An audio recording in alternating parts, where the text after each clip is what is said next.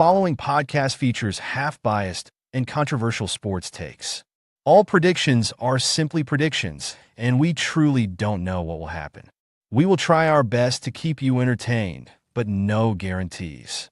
We appreciate you taking time out of your day to listen to our show. Much love, Ripper Brands.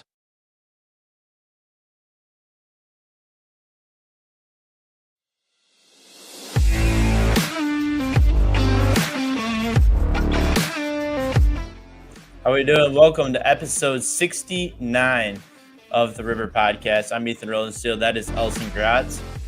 How are we doing, Elson? How are we feeling? I asked you about the baseball jersey. You did say it was Brewers. That's what we like to see. It fits the bill for today's episode. How's Tulsa treating you? To be honest, I've been better. If you can't tell by my voice, feeling a little bit under the weather, but the actual weather out there is pretty nice. I see Very that you nice. got the coat on. Is it like 30 degrees in Milwaukee still? So crazy you say that. This is like it's my spring coat.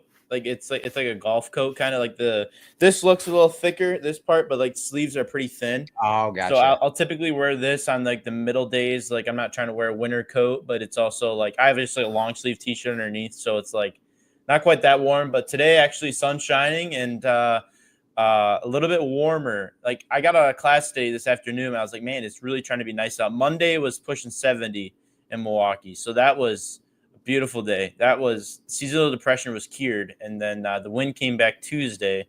But other than that, not bad. Weather's been good. A little too bright out there though.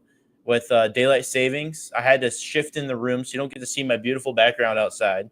Unfortunately, I couldn't. I was not. The lighting wasn't good. You didn't see me, but you saw the background. If that makes sense.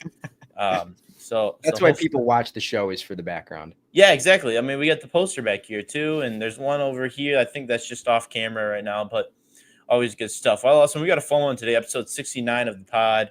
It's crazy that we're getting that number 70 next week. That's pretty nuts. Can't believe it. Anika Einbeck will be joining us in just a moment. We'll chat with her. Daily draft today is all things Milwaukee, so I'm actually super excited to dive into that. Then we have our last version of the rankings. So that will be also exciting to be able to get to, and then be able to dive into baseball and softball coming up. So we'll do that. We have one game in basketball. There's a boys game. Darlington's still alive, so we'll make our picks for that game. And then from there, national sports, Arnold Palmer Invitational, probably the best golf tournament of the year so far. It's Players Week, which is a big time week. It's one of the unofficial majors, kind of a kickstart to the professional season, or I guess maybe major season, if you want to say. And then massive week in NFL. I mean, we have so many free agent signings to get to. We're going to probably be here till 9:00 again, but we're super excited to preview some of these. I mean, a lot of really cool things that we're able to get to look at, and some trades even that happened.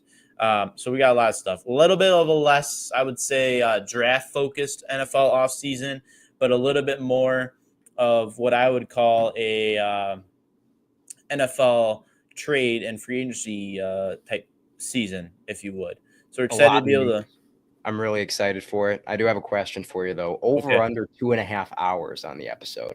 We hit 2 hours last week. Freddie was on, and we had Josh on, so we had our first double guest episode that put us over 2 hours. With considering, I think there's like probably 20 plus signings, we might be hitting. I'm gonna say under the 2.5, but I think 2 hours is not out of the picture by any means. I think that there's potential there, no doubt. I got 2 midterms tomorrow. I got to get to bed early. Okay, so we'll try our best to get you out of here just in time for your midterms. Much appreciated. Elson's like 3 weeks worth of midterms. That's pretty crazy. There you go. All right. Without further ado, enough of us talking, Elson. People are here to watch the one and only Anika Einbeck. Welcome to the show. Hey, thank you all for having me. I'm excited to be here. All right, so thanks for joining us. Give the listeners a little bit of some background on what you do, where you're at, how you're feeling, how old you are, things you're doing, everything that they might need to know that's important. Yeah, so my name's Anika. Obviously, I'm from Monroe, Wisconsin. Grew up, raised there. I ended up graduating from Monroe High School and went to the Milwaukee School of Engineering, where I'm in my senior year, majoring in industrial engineering and minoring in business administration. I'll be graduating this May and be working for JP Cullen in the Madison area as a process improvement engineer. Wow. That's some cool stuff. You just answered like 3 of our questions. That's Oh, that's professional right there. Highly So, efficient. exactly, no doubt. So, and Elson, I mean, you're right on Elson's timeline right now. He's got to get to bed early. We're answering 3 questions at once. This is perfect. But I got you. so you're a student athlete. You play both hockey and lacrosse for MSOE. Talk about how you balance that and what it's like kind of playing 2 sports in college. Yeah, it's definitely no easy task, but I'd say time management is the main thing. Knowing how to book a calendar, I'd say, is pretty essential, but being dedicated and focusing at every task that you're working on at a time, whether it's you're in class for 50 minutes, focusing hard and taking that 10-minute break in between classes, and that way you're gearing up, fueling up with food, water, hydration, everything just before you get to practice so you can put in that work and time at your practice. All right, so you're an MHS grad, and you said that you're a lacrosse athlete. Monroe High Correct. School does not offer lacrosse. Explain that to me. Yeah, so my first few years here, my first 2 years, I did not play any sports. We did not have a women's hockey team or a women's lacrosse team. I was trying to get a hockey team going, and I ended up playing with the club guys in the mornings and ended up getting it into a full D3 team, which I was super thankful for. But that started up my senior year. And right before that, I heard that the school was starting a women's lacrosse team, which was my junior year. And the coach reached out to me and said, "Hey, I've heard you played some sports, and how would you feel about playing lacrosse?" And I said, "I would love to. If you teach me the game and give me the gear, I'll be there." And I've loved it ever since. And I've decided for my senior year, why not be a dual sport athlete? And it's been a journey, and I wouldn't regret it. I don't regret it at all. So you single-handedly brought 2 sports to your school. I wouldn't say I brought two, but I would say I contributed to them being there because we need every single person out on that field or out on the ice to make it possible. It's Dang, unbelievable. we've Is there a we've lot of had carryover between lacrosse and hockey? Quite a bit. So lacrosse has 11 people on the field, which is a lot more than hockey, where you've got 6 people. So definitely a little bit different there, but the hand-eye coordination is all there. The wrist work from hockey to lacrosse is pretty similar. So you talk about hockey and you grew up in a hockey family. Did growing up in a hockey family make you want to play hockey at all, or did something else get you into that sport, or kind of? I guess you told us a little bit about lacrosse and how you got into that. Clearly, you brought hockey to Milwaukee. That's pretty sick. But what got you into hockey? Yeah, so my family has grown up in the hockey community. I was raised in the hockey community. I'm very thankful for that and the support that they give. And so I started playing when I was about 3 years old at Slice down in Monroe and grew up through that program, played high school hockey there throughout the co op. And um, I really found a passion with it and could relate it to real life and hard work and how everything pays off. And I wasn't ready to part with it when I moved to college. And I thought, if my school doesn't have what I'm looking for, why not bring it there? So, yeah. Absolutely. So, talk about your Fury days. So, as a women's hockey player, the Cheesemakers specifically don't actually have a hockey team, but there's a co-op for the Fury. A lot of people don't necessarily know that. I don't know. Do you know? Are there any current girls players that are playing for the Fury? I know the Fury still exists, but I Yeah, think Monroe has gotten out of the co-op, they are out of it now. unfortunately. Okay, Yes, but gotcha. there were a few girls when I was there. I believe my freshman year, I was one of 3 girls in MHS that were on the Fury team, and we had 11 schools making the one team. So, Big. Think about a student section for a team like that. I mean, you got 11 schools worth of people potentially. If I'm yep, not mistaken, your dad did coach you during that time. Is that correct on the Fury? correct. Yep. So talk about I guess that period for you. You talked about as hockey, a lot of youth years, women do play with the boys until they potentially get to a certain age or there's a different opportunity that better suits how they want their career to go. So talk about that move to the Fury, having your dad as a coach, having that be like your high school sport, one of them at least, like and how that's transitioned and like you mentioned not wanting to be able to give up hockey by going to college. What build that love through that period of time? Yeah. So, like I said, I grew up through the Avalanche hockey, the club right down in Monroe. My dad was my coach there, and as I progressed throughout middle school, still my coach. I got to high school, and my dad was like, I don't know, I want to give you a chance to be coached by someone else. I want to give you that opportunity because I'm not going to be your coach forever. And at that point, I really wanted to play college hockey. I think it was such a part of me that I just still was not ready to let it go. I had that passion and that drive to go even further. And so when I went to high school, I did have to play with girls then, like you said. So growing up, I played on a co-ed team, occasionally with a women's team or a girls team if we had it, but oftentimes there weren't very many females in the area. So I played co-ed. I think that really grew my hockey ability and IQ because guys often play a little bit quicker. They develop a little bit quicker physically. So I think that helped my game quite a bit. So when I got to high school, I joined the Fury, which is the 11 school co-op. And we needed a coach, specifically a defenseman / goalie coach. And my dad was a goalie for Monroe when he was back in school. And he said, well, we really need someone. Are you okay if I do it? And I said, absolutely. I think he's a wonderful coach. And he came onto the team and led us to state and 3 back-to-back conference champions. So I'd say he did a great job. And through him and our other coaches, I think they didn't make me hate the game. They actually made me love the game even more, which made me want to go on to college and play hockey. I think that's the most important part of sports is growing the love for the game. A lot of people, even when they get to the high school level or then they get to the college level, or even up to the professional level, the passion and the love for the game continues to degress and not grow.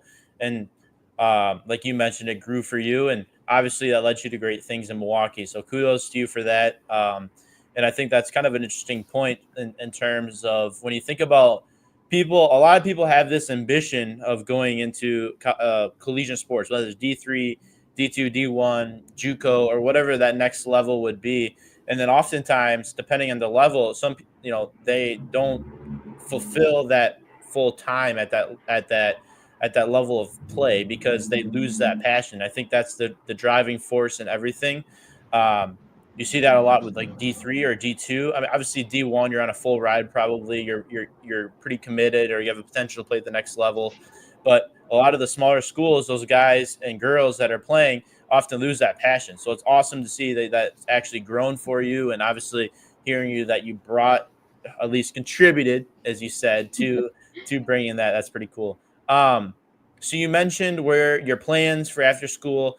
I guess dive into that a little bit more. What are you studying, and how did that passion grow?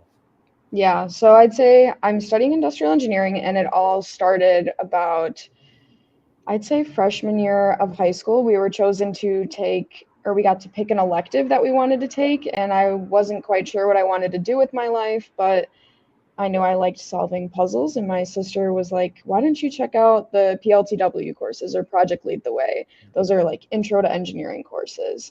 And I was like, oh, okay. So I tried the intro course and I was like, this is pretty cool. I like this. Let's take the next one. And I took the next one and I was like, I like this. Okay. So I started to research online, what are the different types of engineering?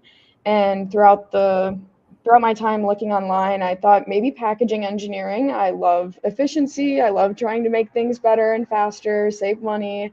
And so I was like, why don't we do that with packages? Getting something from A to B, saving money, and it's very hands-on. And I was looking at the course load throughout like junior year, and I was like, okay, maybe this isn't for me. Well, how about industrial engineering? That is specifically focused on process improvement and efficiency in processes. And I was like, this sounds right up my alley. And I was looking at a bunch of different schools and decided MSOE was the one for me. It had a great package that just fit my needs. And so I decided to come here, and I believe the faculty here is amazing. And they encouraged me to go and get a minor in business administration, which I will be using in the future as a process improvement engineer at JP Cullen, where I'll be able to work with people and do a lot of data analysis in the laptop. So I'll be working hybrid. So I'll be on construction sites and in the office on the laptop. And I'm really looking forward to that. And I think it all originally started with MHS and the PLTW program. It's very interesting. Elson? So going from packaging engineering to industrial engineering, was that a major switch or was that just kind of going down a different pathway? Yeah, so I actually figured that out in high school just by researching online. So when I came to MSOE, I was declared as an industrial engineering major, which oftentimes the statistic is really weird. So when people graduate from MSOE from in the industrial engineering program, there's about 20 kids typically. When people come into MSOE, the freshman class normally is about 7 kids. So a lot of people are not familiar with what industrial engineering even is. They don't know it exists. They often start as a mechanical engineer, and as time progresses, they realize, what's that major over there? And they figure out what it is and say, that's awesome. I think that's where I want to go, and end up switching. But I started in industrial engineering. And it's got to be nice to just know what you want to do out of high school and have that pathway and be able to have the time to bring a sport to your school. That's awesome. It's really cool.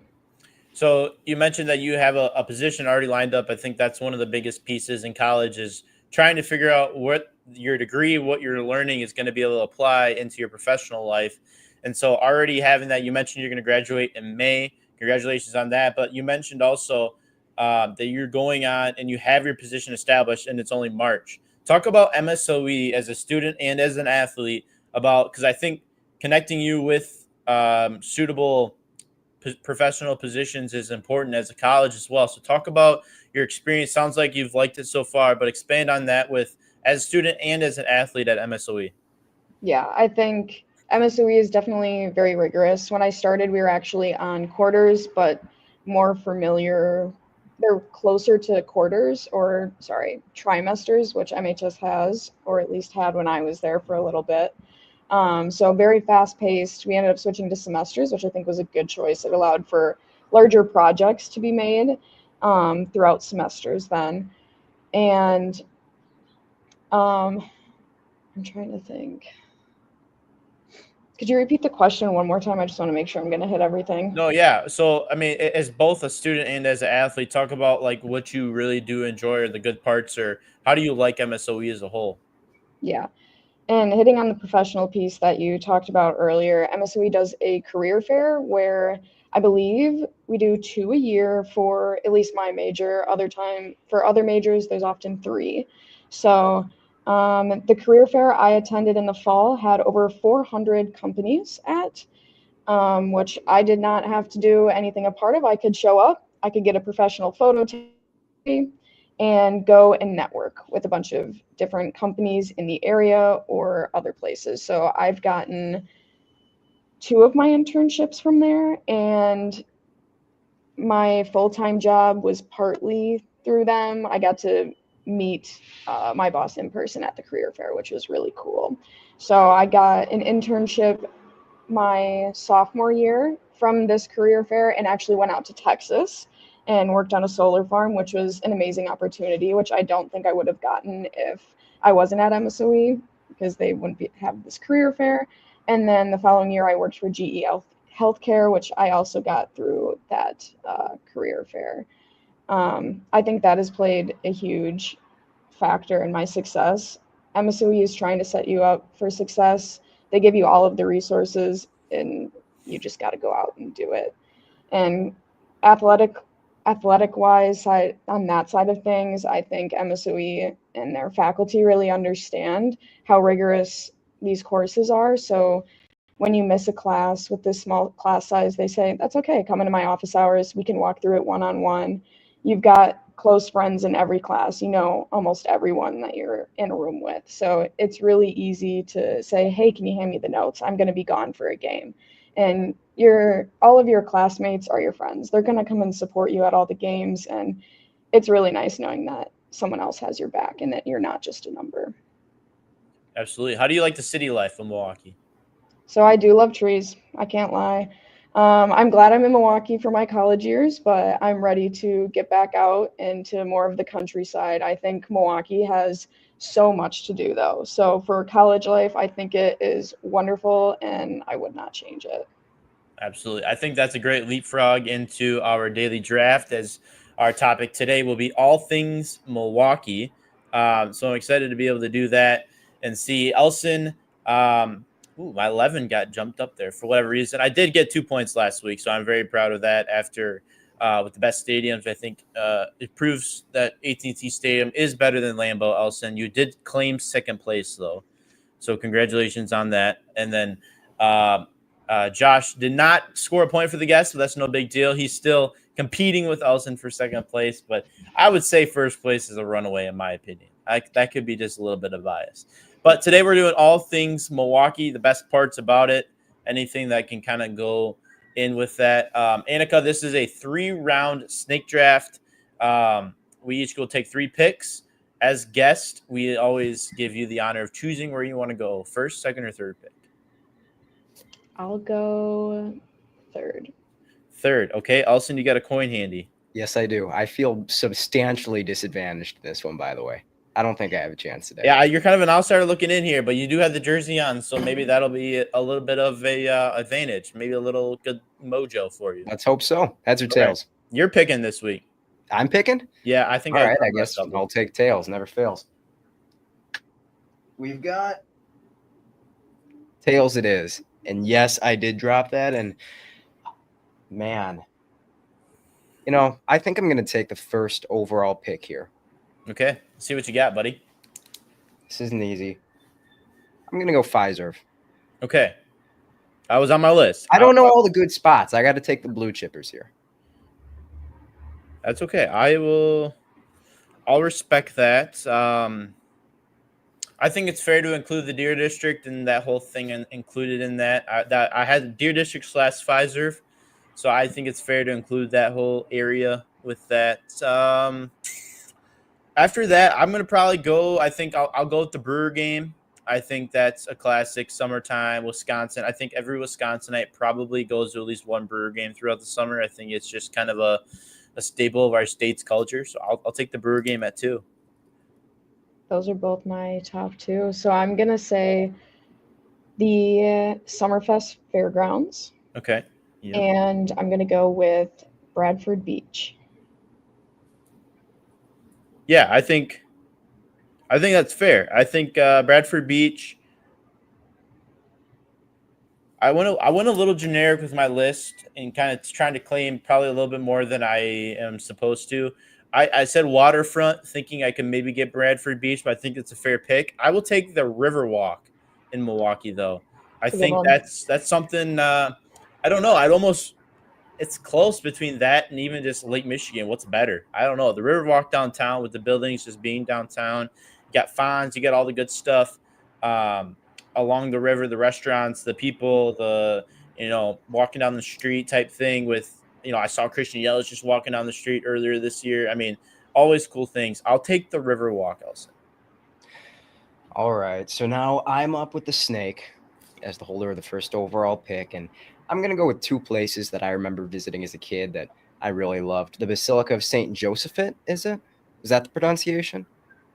Sure. Beautiful building, I remember. I mean, it probably looked like it was 3 times as big because I was a little kid when I was there. But then also probably the last time I visited was at like 10 years old, but the Milwaukee Zoo.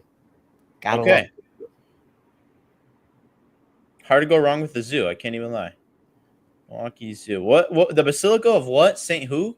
I believe it's Josephat. Josephat. Okay. It's Joseph with A-T at the end. Okay. I can handle that. Thank you for that clarification. I'll have to give that a visit. I can't say that I've ever been there. I think with my third pick, a couple good options on the board. Like Anika said, there's a lot of really good things that Milwaukee has to offer. I think this is something that that is a staple of Milwaukee. Can't say it's my favorite thing in the world, but I'll take the Art Museum. I think the building's cool. I think being on the water there, that whole little area, I think that's something that brings a lot of people to Milwaukee. I'll take that. I think that's a good one. I think with my third pick, I'm going to have to go with the Third Ward or Public Market. I'm not sure how far you want to expand that, but I think that's a pretty cool place to be. That's what I was between, to be honest, between Art Museum and Third Ward and Me Public too. Market. We'll call it. We'll just call it Third Ward. I think we'll include Public Market in there. I think Third Ward is a fair way to put it. Yeah, those are. I honestly, on my list that I've created, I don't know if there's been a daily draft that more things have been taken off. Like usually my list, and it's usually the winning list. I will preface that. Usually my picks are the only ones that come off of it. Sometimes, I mean, Ellison will go with like Pocono for the best stadiums in the world. Great. You spelled it wrong, by the way. Did I? And you had the daily draft up for like 2 hours, and when I checked, it was all tied. It was a 3-way tie. Yeah, I maybe a little bit of. How do you spell Pocono? I mean Pocano. I mean, I don't exactly know how it sounds. Is that not how I spelled it? How did I spell that? I think it's all O's. But that's not the most important thing about today's podcast. Yeah, anyways, I did totally forget about that. I was preparing for this podcast, and then I was like doing the graphic to see who won the daily draft last week and realized I never posted it. So there we go. But I did claim the short-term win, so I will take it. Anyways. So yeah, there you go. Ellison with the first pick, went with the Pfizer Forum in the Deer District, that whole area down there. The Basilica of Josephite. Close enough. Okay. And the Milwaukee Zoo. I went with the Brewers game, the Riverwalk, and the Art Museum. Anika went with Summerfest, Bradford Beach, and Third Ward. So I will make sure I get that posted sooner rather than later this time. I won't forget. And that will be up on Instagram. You can vote. Winner gets 2 points. Second place, 1 point. And last place will get nothing. Anika is representing our guests. So her current 5-point deficit, 1 point to Ellison. It's a little bit out of her hands. Maybe she can get a win. Recently, I feel like the guests have been performing well. I think they were off to a little bit of a slow start. So we'll see if we can continue that trend. Well, Anika, appreciate it. I got to ask before you go, are you sitting outside right now? I am. I'm out on my balcony. Ellison, I think that answers your question about the weather. It's nice enough to sit up. I should be outside doing the podcast right now. Like 50 degrees or so? It's got to be close. 42. 42 with the sun. 42 with the sun. Just and casually outside in 42-degree weather for the pod. It's beautiful. It's beautiful. Welcome to Wisconsin. It's March 12th, and we got 40-degree weather. It's kind of hard to be complaining right now, Ellison. Exactly. Fair enough. There you go. Anika, thanks for taking time out of your day to join us. Best of luck. Congratulations with graduation, and good luck in the next chapter of your life. Yeah, thank you guys so much for having me. Have a great night. We'll get you back on sometime soon. All right. How about that? Anika Einbeck. That was cool. I mean, great interview. So you're telling me we had the caddy of the best golfer equivalent in motocross last week, and then we had the founding. I would call it the founding father, but we'll call it the founding mother of MSOE women's hockey. It's like, oh God, I shouldn't even draw this comparison because this is terrible. Like the Jerry Jones of college sports, you could say. Sure. In terms of the enterprising nature, not in terms of the being anything like Jerry Jones. Okay. Yeah. Okay. So we're really going into the archives for that comparison. Yeah. Okay. There you go. I was trying to think of the most notable owners, and unfortunately, Jerry Jones has a monopoly on that. Well, unfortunately, he is the owner of the greatest sports franchise in the entire world, and is the first one that comes to mind. So that should be a little bit of good credit for my Dallas Cowboys. Before we move on, can you explain the Third Ward to me? Because I've never been there. Yeah, so Third Ward is a district downtown. I can't say I'm 100% familiar. We've done a little bit of studying on this with urban planning class I took, actually, but it includes kind of the public market. It's all in the same area. Have you been to the public market before? I have not, no. Okay, it's a pretty cool place. It's basically, I would say, to be honest, there could be a little bias, but it's pretty similar to the famous like market in Seattle. It's like the Mother Road Market that's in Tulsa of Milwaukee. Sure, yeah. Can't say I've been there before, but I will say a lot of cool things. They have different vendors. Obviously, you got the cheese vendors. Like it's more Wisconsin type, but a lot of cool food, a lot of cool stuff. Well, actually, Ellison, we would have went there our senior year, last year for the Buck Strip. Were you on that? I think I was. Yeah, I don't remember going there. Were you one of the losers that went to like Burger King down the street instead of the public market? Oh God, I hope not. That would be horrible. I don't know if it was Burger King. Don't Never quote me be on me. that, but there was a restaurant just on the street. I think that you could have gotten in Monroe Oh, that could never be me. instead of Hopefully going to I'm the public blocking the market. memory out because there's no way that I should ever choose Burger King over a nice market. I don't know, man. There was a nice group of them, and I was one of the few that did choose the market. And A man of taste and culture. that's what I'm talking about. Yeah. There you go. Hey, Elson, should we it's a little bit of a somber moment, but should we release our last rankings of the baseball, or I should say the basketball season? I think it's time. All Okay. good things must come to an end. I think so too. Here are your official rankings, the last final. Our rankings are presented by R&R Auto Sales in Judah. R&R is the place to get your to go if you are in the market for a used car or a full car detail. They have a large selection of cars, trucks, or SUVs. Call 608-934-5400 or check them out at rnrautosales.net. R&R Auto Sales is the official automotive partner of River Brands. So the rankings here, congratulations to the Darlington boys basketball and the Albany Monticello girls basketball team for being the best in the area, both finishing atop of the rankings. A little bit of movement. It was literally the matter of points per game with that tie at the 8 and 9 spots. Belleville, Monticello, the boys and girls, they flip-flop. Other than that, Elson, not a lot of movement in the last couple of weeks. We've been in playoff mode, but unfortunately, I don't believe, this is the best of my knowledge, some things we're only going off of what we can find, but I don't believe there are any girls teams remaining, and I believe the only boys team remaining is Darlington. So we're getting to this. We're getting there. I mean, I think the girls this weekend could potentially be like the state tournament. So I mean, if there's teams remaining, they're having a heck of a season. But last ranking is kind of somber. A little bit of a sad day here at the Ripper Podcast. With so few teams remaining, does that mean that Freddie dramatically overestimated all of them, or is it just like when we expected they'd all be out? Yeah, Freddie comes on the show and everyone loses.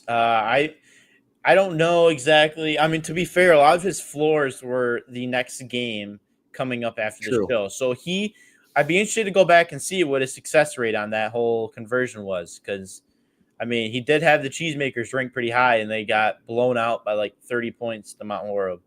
But understandable. I called like a 30-point win for one of the teams. You might. If I remember correctly. Dude, I'm telling you, we got to start keeping our receipts in some of these picks. I think I called a 30-point win for the wrong team, but close enough. Margin of victory is correct. Not many people are calling 30-point margin of victories. Very interesting. Hey, we got one game to pick, and this is Darlington taking on Mineral Point. Hey, shout out Chris Carr, Mr. Carr, however you refer to him, athletic director at the Mineral Point, former legendary Monroe Cheesemakers gym teacher. This is the battle of him. He's a former Darlington Redbird, went to high school there, and is now the AD at Mineral Point. So this is a battle of his home country. This is country versus country. Darlington and Mineral Point. Mineral Point might be the best team in all of America, but they're taking on the Darlington Redbirds, Elson. Who's going to win? Much like a car, Mineral Point is gathering, acceleration, all gas, no brakes. I'll take Mineral Point here. Yeah, this is a tough one. I can't really save the graphic here, Elson. I'm going to go Mineral Point as well. One loss. That's hard to bet against. It really is. Darlington has been a good ride. But hey, hopefully they win. The loss out of the way already. They can't lose again. Yeah, hopefully they win. Well, Elson, it was a good first half. Good first half.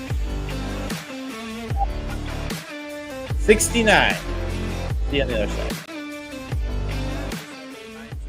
About the best sunflower seeds in the business. Baseball and softball season is right around the corner, and we want to make sure you are well prepared. Scan the QR code on your screen and check out Smackin' Sunflower Seeds. Get yourself some of the best seeds in the business. Do it now so you don't forget. Are you a fan of Grant Horvat or Ben Kruber? If so, you are in luck. Scan the QR code or head over to primalgolfapparel.com and use code RIPPER for 15% off your next order. Make sure you check them out and get yourself some of their high-quality golf apparel now.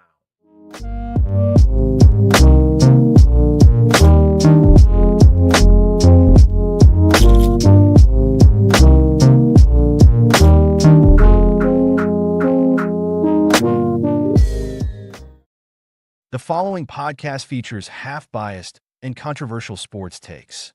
All predictions are simply predictions, and we truly don't know what will happen. We will try our best to keep you entertained, but no guarantees. We appreciate you taking time out of your day to listen to our show. Much love, Ripper Brands.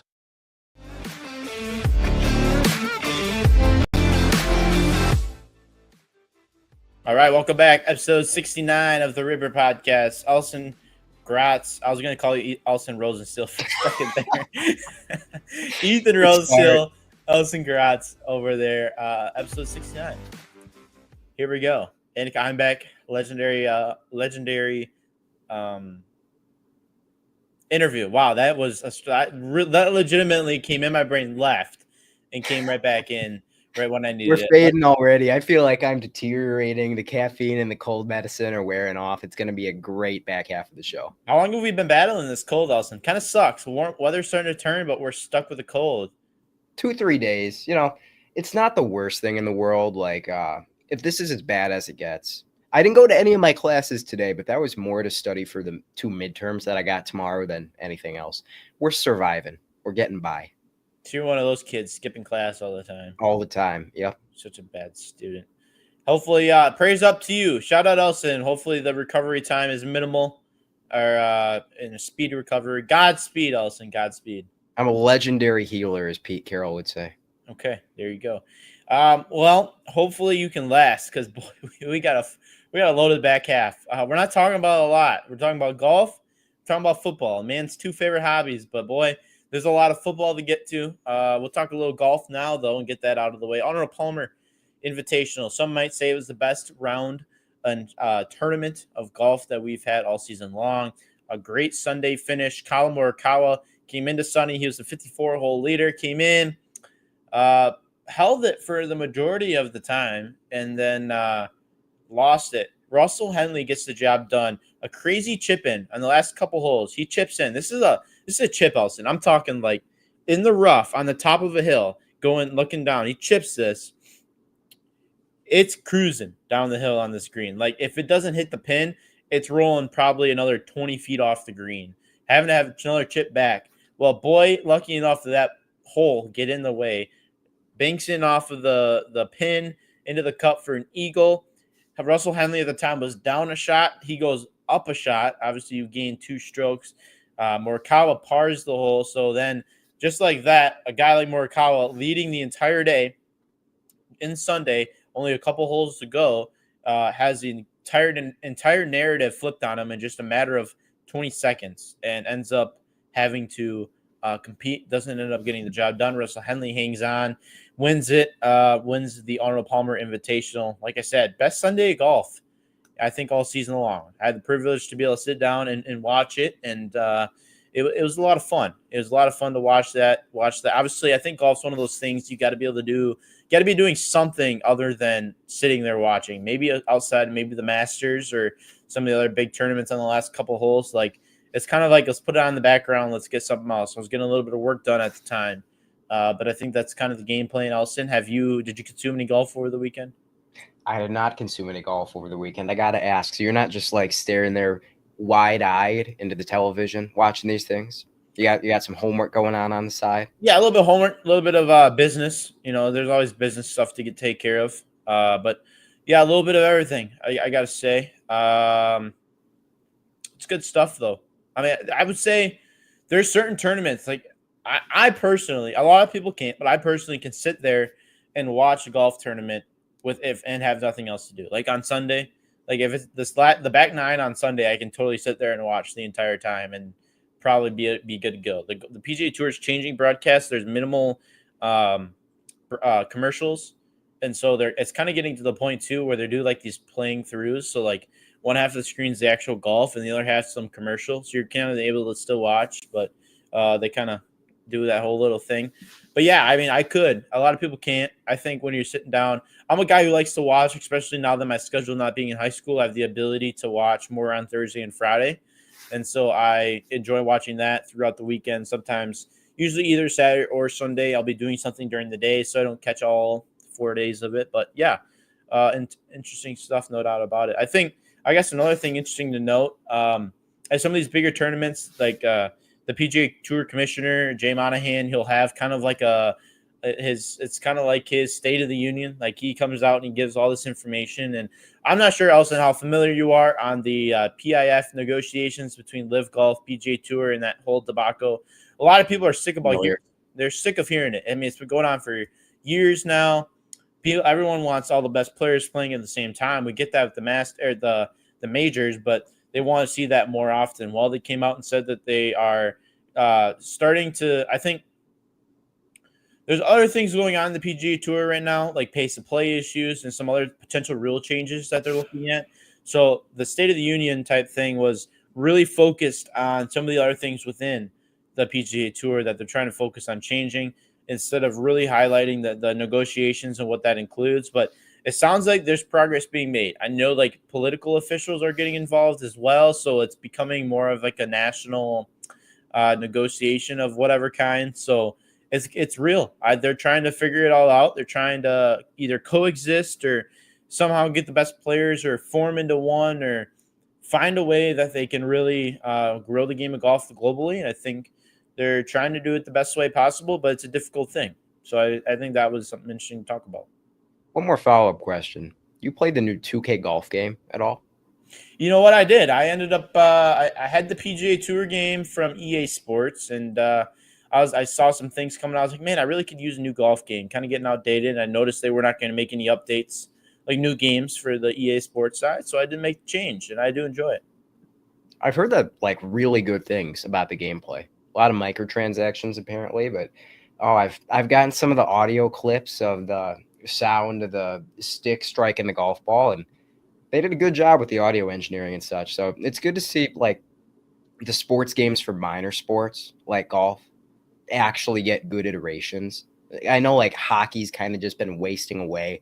Wrestling is kind of just wasting away. So it always restores a little bit of faith when like a good golf game comes out.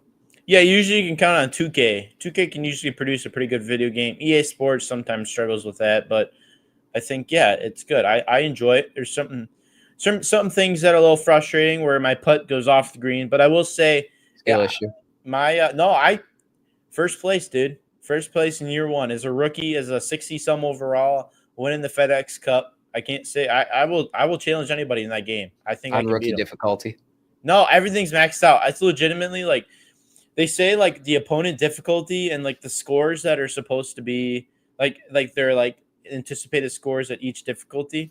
And like I've got everything maxed out. Like I think I might be missing something, but I'm like trying to find ways to make this more difficult because like I'm like, man, it kind of boring being at the top. I legitimately just don't only play half the events all season long because I want to make it somewhat competitive with the rest of the field. And You're like me playing Retro Bowl. You need house rules to make it harder. I know. Find ways to make this harder, people. We're too good at this stuff. Anyways, fantasy golf, Elson. You could say last week was a little bit of downfall, slightly backwards, but did learn a new rule this morning while I was doing. There's segments. The season is broken into 3 segments, and that includes like you know how you only get 3 uses for a player. That is only per segment, so everything's restarted. We got free access to all these guys. Wish I would have knew that before, and we might have just assembled the greatest fantasy golf roster possible for this tournament. And there you go. I will say, so you got Scotty Scheffler. He's a 2-time defending champ, obviously the number 1 player in the world. I think that we talked to his caddy actually last week, but on Supercross. And I think that he's going to not been playing the greatest of golf so far this year, but I think he'll rebound. Obviously, Colin Morikawa, bit of a heartbreaker last week. And technically, Scotty's my captain. I'm realizing that now. Scotty's the captain. Not sure what the captain does for you in fantasy golf, but he is my captain. Actually, Batia always competes. Obviously, Rory's playing good golf. Ricky Fowler, a guy who's made some historic, some very notable moments. He had that crazy comeback long time when he was kind of good. And Tom Hoagie, this guy, I swear to God, he plays 1 golf tournament a year, Elston, and all he does is this one, and he's always good. I never see him ever. He's irrelevant in every single golf tournament other than the players, but this one, I don't know, man. He seems like he's always there, so I'm putting him on the roster. We'll see what he's got.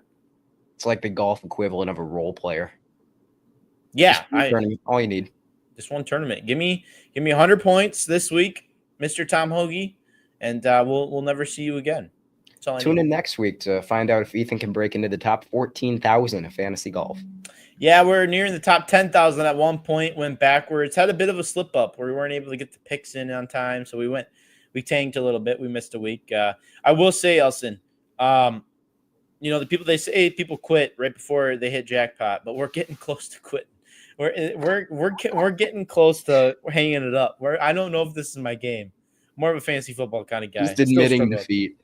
We're getting close. I'm not sure how much the viewers enjoy it. Maybe they. I enjoy it. Okay, well maybe we'll end up keeping it, but yeah, it's struggling. We're I don't even know what to say right now. We're speechless in this state of mind right now.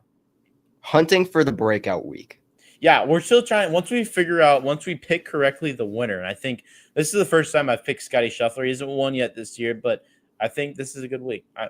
I think we put up about 600 this week. I think we're back in it. Haven't done that yet. I don't know if we broke 500 before, but I think 600 is a good goal. Hey, Elson. NFL offseason. Some might say this is the greatest offseason of all time. I don't know about you, but I don't know if it was a mistake or if it was a good thing. But I'm very knowledgeable, but I have no phone battery because I did turn on Adam Schefter's notifications from ESPN. And boy, were they rolling in all day, every day since Monday at whatever time people started signing people. And we got a lot of signings to get through. I don't know what the best way, the most efficient way. We're looking at 2.5 hours is the deadline until Olsen has to go to bed is what it sounds like. And we're at 46.5 minutes right now. So we might be doing okay in a point where we might be able to spend a little bit of time, but for the viewer's sake, we'll try. Some of them we might go a little quicker over, but we are still not covering every single signing. There are some signings that are not included. We're not doing every single one. Not all 200 of them. Not all of them, unfortunately. Maybe is there really 200 free agent signings? There are probably there are a lot of guys who get small contracts. Yeah, I guess you're right. To be backups, role players. We don't need to cover the. Well, I can't think of anybody because they don't matter. But yeah, there are quite a few that don't make headlines, I think. Yeah. Understandable. So I got to say, I'm keeping my phone on. Adam Schefter and I have developed a pretty good relationship with his notifications on my home screen. But I said, you know what? There's a lot of moves happening this week. I think it's time that the Ripper Podcast gets ready and is ready. We're on call for the opportunity to provide some breaking news. So I did create a little graphic, and I want you to hear it. And I want you to see it. I'm going to put this on the screen. In the event, we got to test it out. This is like a tornado siren. Okay. In the event that there is some information that is considered breaking news, and I will say there are certain sports agencies, ESPN is very notable. They abuse the breaking news title. There are some things that are just not breaking news at all, but they call it breaking news. And we're going to make sure we have a very high integrity for the 2 words of breaking news. But here's the graphic. If you see this come across your screen, you better drop everything you're doing and pay attention.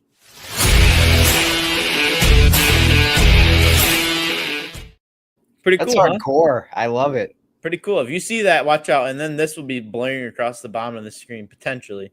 Breaking news. Aaron Rodgers says something dumb. Yeah, I mean, there's potential there. I mean, like I said, we're not going to abuse it. If potentially the Dallas Cowboys sign someone very high elites, we'll flash that across your screen. But when they traded in the draft bust from the Panthers, if that happened mid-episode, would that be breaking news?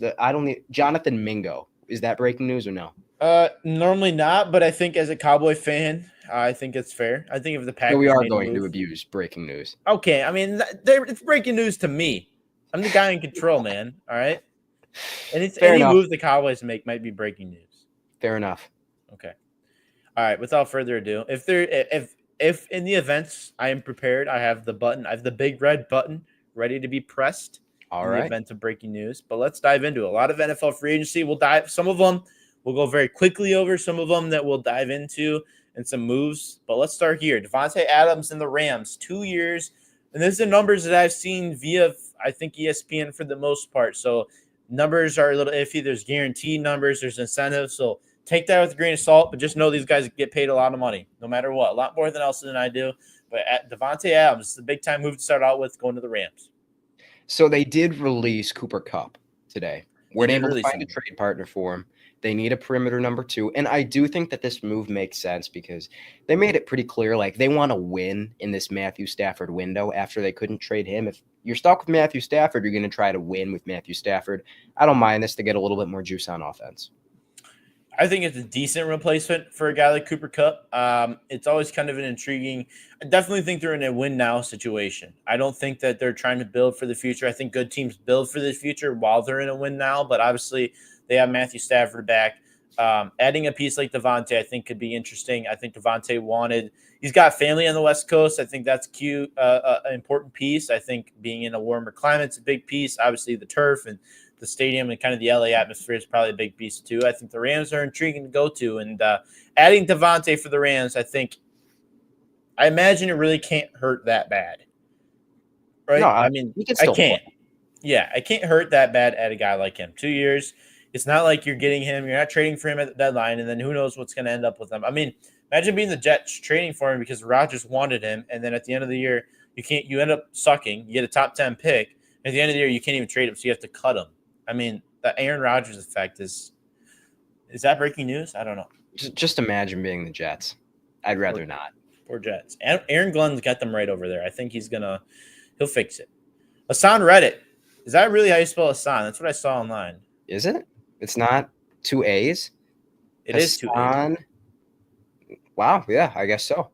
Yeah. I don't know. That's what I saw. It's an interesting way to spell it, no doubt. But Hassan Reddick signed to the Buccaneers. 1 year, $14 million. Again, not sure how much is guaranteed or what that is, but this seems like a guy that was pretty good a couple of years ago. He's one of the top 5 sack getters in the NFL, and then I kind of think last year, I don't know if it was injury, but I feel like he kind of fell off the face of the earth, and now he's getting $14 million a year. This seems like a little bit of an overpay, but I don't know if he's still got it or not. He could be nothing for the Bucs because he was a fantastic speed rusher for the Eagles. Like you said, turned in a ton of sacks, just blowing by tackles and winning cleanly. And then he got traded to the Jets, and he wanted a new contract, and he was holding out during the season. That's what it was. They moved some money around, they get him out there, and it's like, surprise, surprise, this older speed rusher after holding out for half the year isn't the same guy he was on his previous team. Now he gets a full offseason, get back in shape. The Bucs need pass rush, but it's not like they desperately need pass rush. Like they got Yaya Diaby, Kalijah Kancey, Vita Vea. Like they can get after the QB a little bit. You don't have to like go there in the draft. I think this is a good move as a prove-it deal. Yeah, I think so too. I think this is when you're a championship team like that. I think the Bucs. Sorry, I was reading the Chiefs underneath the Bucs. I think it's a good move. I think this is Todd Bowles' defense. Anytime you have that, you imagine that he's got some sort of credibility with that. I imagine that this is going to turn out to be a good signing.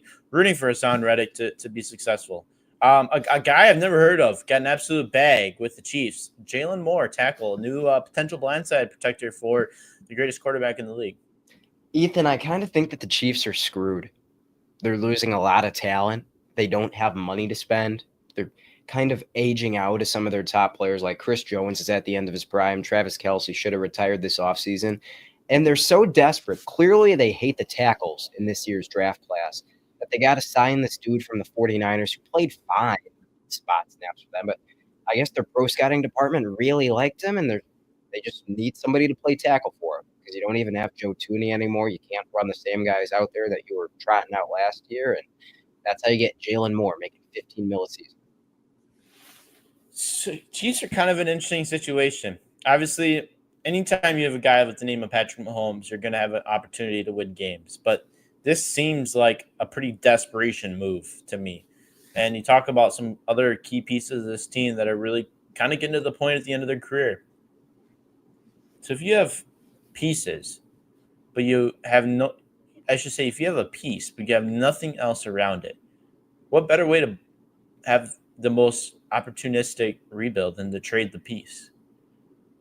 What could you get for Patrick Mahomes? He's on a big contract. Maybe a second. I would be more comfortable with like a third. Shut up. I was thinking do you think 3 first-round picks do it? No. 4 or 5. I mean, it's almost hard because they would never for a second consider that. Like, no. They would just laugh you off the phone. But if you actually had to put a price tag on Patrick Mahomes, I would say Oh, depending on how good or bad your team is, yeah, 4, 5, 6 first-round picks. What about like 3 first rounders and 2 young stars to eat a little bit of that contract movement? Some people would say no, like clearly no. I would actually entertain a move like that. Like in theory, obviously it's not going to happen in real life. I don't think The Patrick team, Mahomes is the best QB in the yeah. NFL anymore, but he is still a guy who puts you in like Super Bowl contention every year. So yeah, you're going to give away the entire future plus some stars to bring in that type of guy. I mean, we're talking about a team that was just in the Super Bowl this year, so it's not like they're at that point, but it's always kind of fun to overreact. I mean, that's what we do when we sit here on a podcast. What else are we going to talk about? I'm excited to see whether they're any good next year, or whether they're just like a 9-8 type of team. Going to be fun. Yeah, it'll be interesting. No doubt about it. Javon Kinlaw to the Commanders. Commanders seem like they're pushing all the right buttons. Every button they have seems like it's green. 3 years, $45 million. I think this is a little bit of an overpay, but I'm okay with it because you can overpay players when you have Jaden Daniels, who's ready to win a Super Bowl now on his rookie contract. They needed to stack up the defensive line. I think it was Jonathan Allen that they lost. Yeah. That they either traded him away or cut him. I think they traded him away, didn't they? I think they cut him. Okay. So they needed to reload on the defensive interior, and Javon Kinlaw will do that for you. I think it's fine. Yeah, I like the signing. I've always been kind of a Javon Kinlaw fan. I liked him coming out. I know I would say he probably had a little bit of an underwhelming start to his career. I would imagine if he's getting this kind of money, he's probably picked up, but I haven't been up that close of tabs with him. But I think he's a good player. I think he's going to be a good fit in the nation's capital. And I think putting him next to some of those other elite front seven guys, I think in a Dan Quinn offense, obviously there's a reason why Dan Quinn wants a guy like Javon Kinlaw. I think it's a good move. I think, like I said, the Commanders are pushing all the right buttons right now, and I'm here for it. I can't wait to see. Actually, I'm not here for it except to play them twice a year and beat them for a division. But good for the Commanders. I like DQ. I think he's a good coach.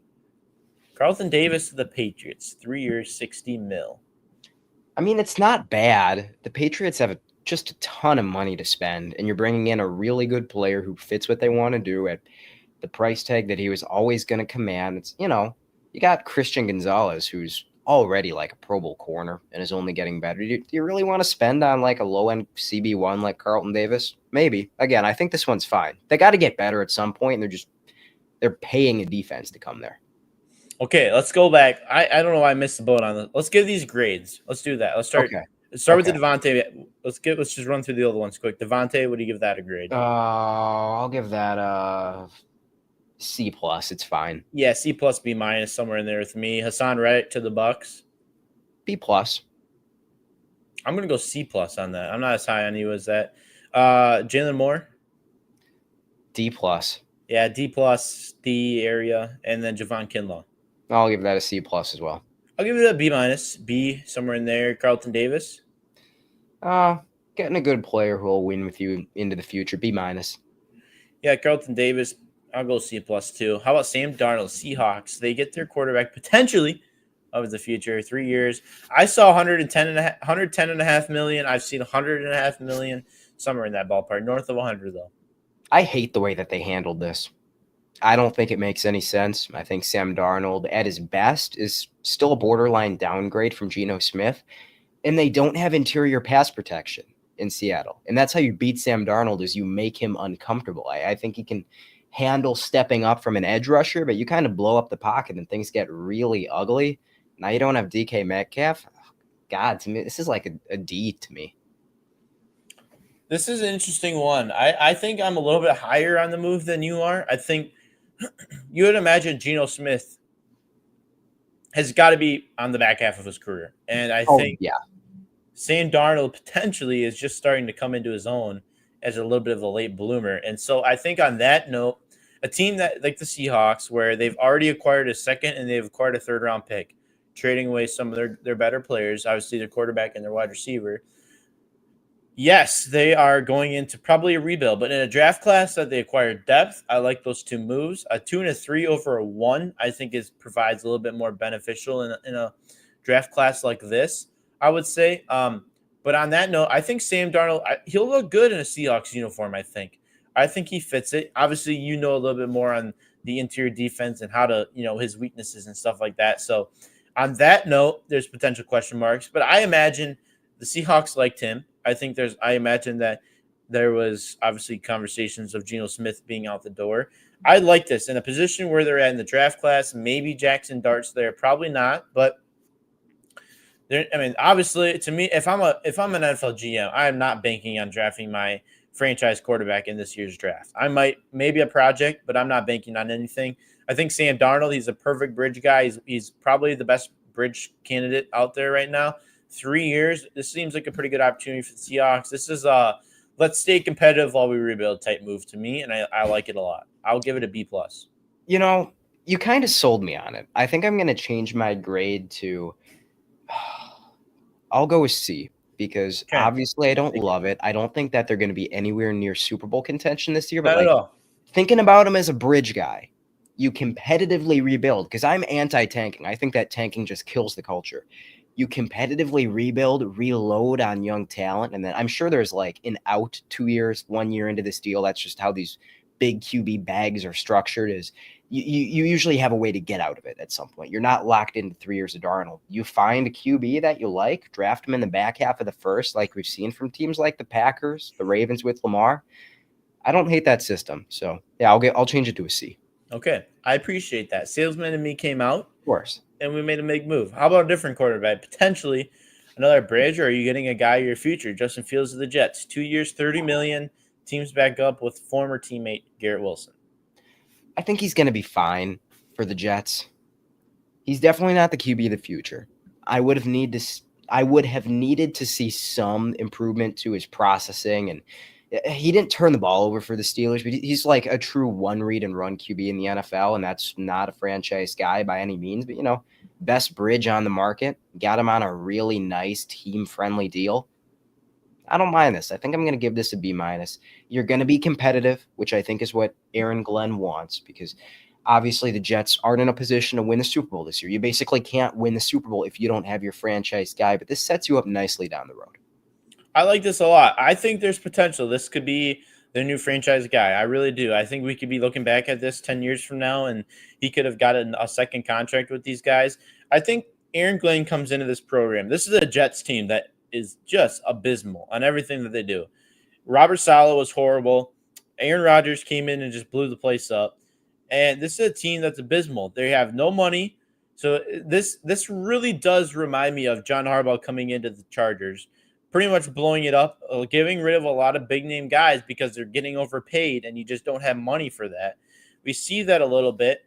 Devontae Adams, obviously Rodgers is gone. I'm sure I'm missing others. And you still have young pieces. You got Sauce. You got Quentin Williams. You have Garrett Wilson, Breece Hall. I mean, you got pieces that are studs on this team that they're just wasted talent right now. I mean, they're just horrible. And I think when you're I think a culture building is good, bringing in former teammates. And I think Garrett Wilson and Justin Fields had success. Now, Justin Fields is still an Ohio State quarterback. He's always going to be an Ohio State quarterback, and they never succeed. So, on that note, who knows? I like this move. I think if there was a place for him to go after hearing about it and thinking about it, I think this is an A-minus move. I like it for the Jets. The last word on this is, as much of a mediocre QB as I think Justin Fields is, he is a winner. Like, this is a guy who's a leader in the locker room and works really hard, and I think he fits exactly what they want as a bridge guy. This is one of my favorite personal moves to the draft. Talanoa Hufanga, 3 years, $45 million to the Broncos. I love it. I think it's fine. They did a lot with a little on defense last year, and it was extremely impressive with Vance Joseph, right? I always get Fangio. I get him and Vance Joseph confused. It's Vance Joseph, the DC for the Broncos. Really excellent defensive scheme, a lot of breakout players. I think Tel Hufanga is a pretty good box safety. Did a lot of good things with the Niners, but I don't know if that's a piece you've got to add for $15 million a year. He's going to be just fine for them. I'm going to give this one a C+, but I'm sure you'll be higher on it. I really like this. I think this is a guy, when he came out, if I recall properly, he came out and he was a stud right away. I think he's might have a year or two down. Obviously, the 49ers last year was not good, but injuries potentially. I'm not 100% sure on him, but he's a stud. He's a playmaker. He's a guy who comes down and hits. He's a good ball hawk. He can really I like him as a player. To me, he solidified himself as one of the top safeties, one of the top. I would probably say safeties. I wouldn't give him top DBs, but I'd say one of the top safeties in the league. And I think this is a Broncos team when you add to a secondary with Pat Surtain and not a corner, but you have Pat Surtain on one side, and then you have Hufanga everywhere. That's dangerous. And I think this is a team with Sean Payton that we saw what they can do. Rookie quarterback last year. They've added other pieces. Broncos are winning right now. They're winning in free agency. They've won last year. They're going to win in next year as well. I like this move a lot. I'm going to give it a solid A, and I really do think that this is going to be I think Hufanga's got a chance to revive his career if it even left. I'm not even sure. Riley Moss was really good opposite Pat Surtain outside of that one game where he got butchered by T. Higgins. They had Marcus Jones, who's going to be more of their free safety, broke out last year. It's going to be a nasty secondary. Absolutely. Let's go Josh Palmer. 3 years, $36 million to the Bills. I like the move. It's mediocre, but I think he's going to be paired nicely. I think he fits into the Josh Allen scheme. They did what they had to do. He's a receiver who can start for you. I think he's probably going to be more their Z. Obviously, Keon Coleman is the big physical X. The problem is Josh Palmer kind of like is that same big vertical presence. I think they'll find ways to use him. This will be just fine. He'll have the most productive season of his career. Not a great wide receiver draft class. Probably a little desperate. I'll go B-. It's okay. I think a B+ is solid. I do. I just think he fits the scheme. He fits the culture in Buffalo. He'll look good next to Coleman. He'll look good against, or I should say, next to Shakir getting his new contract. I think this is a team solidifying. To me, they're kind of going the route like the Packers. Let's have a lot of pretty good guys instead of one really good guy. And after the Stephon Diggs move, I think they've kind of went that route, and they've got good Shakir. They've got Palmer, who's manageable. I think Palmer is kind of bounced around between tight end wide receivers, right? I mean, is that him or who is? There was some receiver from the Chargers who was a tight end, then they kind of moved him to receiver. And I feel like I know who you're talking about. Josh Palmer was never a tight end. Maybe Stone Smart, I know, is a really undersized tight end, but he is a bigger guy, so he'll do that sort of stuff. Yeah, I like the fit. I'll go B+ on it. No, I don't mind it at all. What's next? There's too big of a list here. I lose track. Josh Sweat signs with the Cardinals, 4 years, a little over $76 million. I like this a lot. They need just a legitimately good edge rusher badly. This is a team that's looking to compete next year, that's looking to compete into the future, and they paid Josh Sweat what he's worth. I'll go B+. Yeah, I'll go solid B. I don't see anything that's eye-catching. Anything with the Cardinals is kind of like, okay, congratulations. They're a very franchise. They need pretty much anything. If you can play defense, they want you. They were pretty abysmal on that side of the ball last year. I think it's a good move. Grady Jarrett is a guy that kind of surprising to see him get let go, but goes to the Bears. I would be scared if I'm a Packer fan because the Bears might be winning free agency. I am absolutely shocked that they gave Grady Jarrett a 3-year contract worth that much money. Let me see how old he is. He's 31 and kind of washed. Like, he's coming off, I think, the 2 worst seasons of his career. I think this is a terrible overpay for a team that has an okay defensive tackle and Javon Dexter and kind of an athletic pass rusher and Zach Pickens. He'll be out there for him. I'm going to give this a D. I think this is one of the biggest overpays of the cycle. Yeah. I think I'm going to go solid B on this. I like this move. I think I'm serious. I think the Bears are winning free agency, and what they have done in between the 2 trades for offensive linemen, and then now what they've added in pieces, and obviously Ben Johnson coming in. I like this move a lot. I think Ben Johnson's making a statement that it starts on the front 7, and I should say on the offense and defensive lines, and he's making moves on both sides of the ball. I think he's going to get his guys offensively. I'm intrigued what they do in the draft, but I like this move a lot. I think the Bears are progressing. Did you see that they also paid a center that I don't think is on this list? They went out and paid Drew Dahlman from the I did not see that. No. I think that's worth shouting out. He was probably the number 1 center in this year's class. So the offensive line is complete. They just went out and got all 3 interior spots, and they paid him a decent amount. I didn't hate that contract. I'd give that move like probably a B-, but cap hell is going to come up on them pretty quickly is what I'm concerned about. I'm kind of wondering if the Bears are, we got Ben Johnson. We got to get all the linemen in free agency. I don't know. They should be good next year. They have no excuses. Aggressive, what you're saying? What was that? maybe a little too aggressive of what you're thinking? I think they're maybe adding players because they feel like they have to, Gotcha. but it should make them good. So I Yeah. don't know. Hard to hate. The other I think there's one move that is probably worth noting too that's not on this lineup. Vikings sent a guy. I can't say I've ever heard of him, but he got one of the biggest contracts in offseason, offensive lineman from the Colts, I think. Ryan Kelly, the center. No, he's on the list, I think. Oh, did the Colts let Will Fries go? Yes, that's who it is. Fries, yeah. Oh, wow. Chris Ballard, man. Colts GM. He's like the Bengals. They just don't pay their star players. Yeah, Will Fries is really good. He's like an emerging Pro Bowl guard. So that's a good move for the Vikes. Yeah, Vikings at him, and they did add Ryan Kelly. We'll probably get to that in a little bit. But Travarius Ward, to the Colts, they replaced, I guess, their offensive lineman with DBs is what I'm seeing.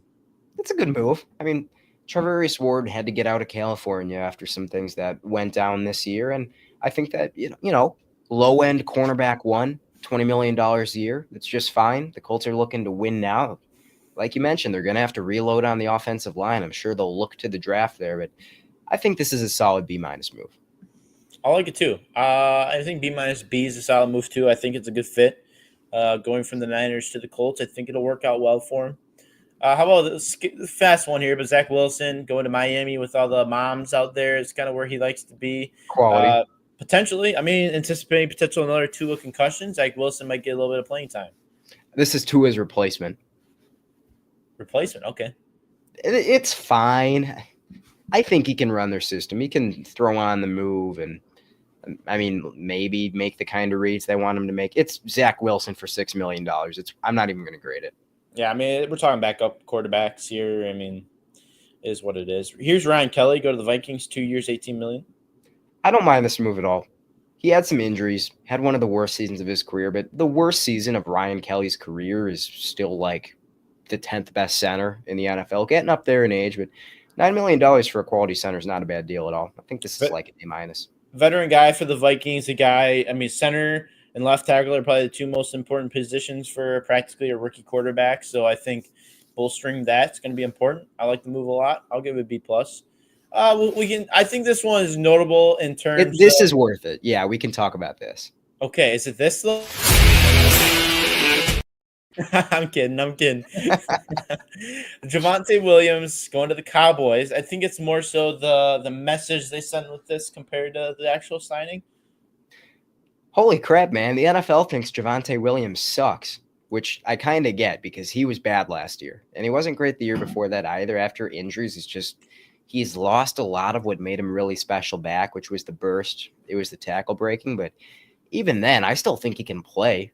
Getting him for $3 million to hopefully be their second best running back. Maybe you draft an Ashton Genty or an Omarion Hampton. It's a good move for the Cowboys. I'll give this one like an A-.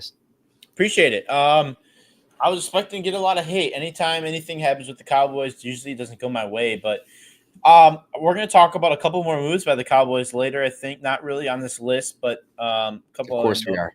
Yeah, of course, right? The Cowboys, I'm loving this offseason so far. I got to say. Jerry Jones came out and said we're not going to address a lot of needs in free agency. We look at that like the draft, but we're adding pieces. And Javonte Williams is a guy, like I said earlier, I think it's more so the message. I can't take you seriously when you're smirking at me like that, man. The famous winning strategy, draft for need, BPA in free agency, best player available. That's what working. They say. This is draft for need. Free agency wise, dude, like I'm not saying like we're gonna win the Super Bowl now, but what I am saying is in the mode of free agency, Cowboys typically are pretty good drafters, but in free agency and kind of the trading, because we did make a couple of low level trades that I'm actually excited about. This is the best year that I can remember, to be honest, in terms of like the offseason and like that. Like last year, I think our only signing was Eric Kendricks, really good player. I hope he actually comes back, to be honest, but like that is all we did last offseason, and we've done like 7 moves so far. So I'm liking what we're doing. I think the message behind this is saying, hey, we're committed to drafting a high level of running back in this. This is a guy, I would say Javonte Williams is comparable to Rico Dowdle, just cheaper. Rico Dowdle was demanding too much money. I would have loved to be able to bring him back. I think a team's going to be good. Not saying, honestly, that door is even closed yet. He might come back, but he wants too much money. Javonte Williams is comparable. I think for an RB2 move, this is saying we're going to go out and we're going to address the need of running back in the draft. I've heard that they don't want to go first round running back with Genty. I hope they do if he's sitting there. I mean, I don't know if he'll last that long, to be honest. I think there's a couple teams earlier that might have a running back need, but we're going to get somebody, and I'm excited about it. I think Javonte Williams is a good signing. I'm optimistic. I don't know. This could be really bad or really good, but I think he's equivalent to the Rico Dowdle. A lot of sound moves for Dallas so far, unfortunately. Moves I can't make fun of. Appreciate it. Another running back, potentially maybe one of the better in the field, Najee Harris to the Chargers for a little under $10 million. I don't hate it. Seems like a lot of money, though.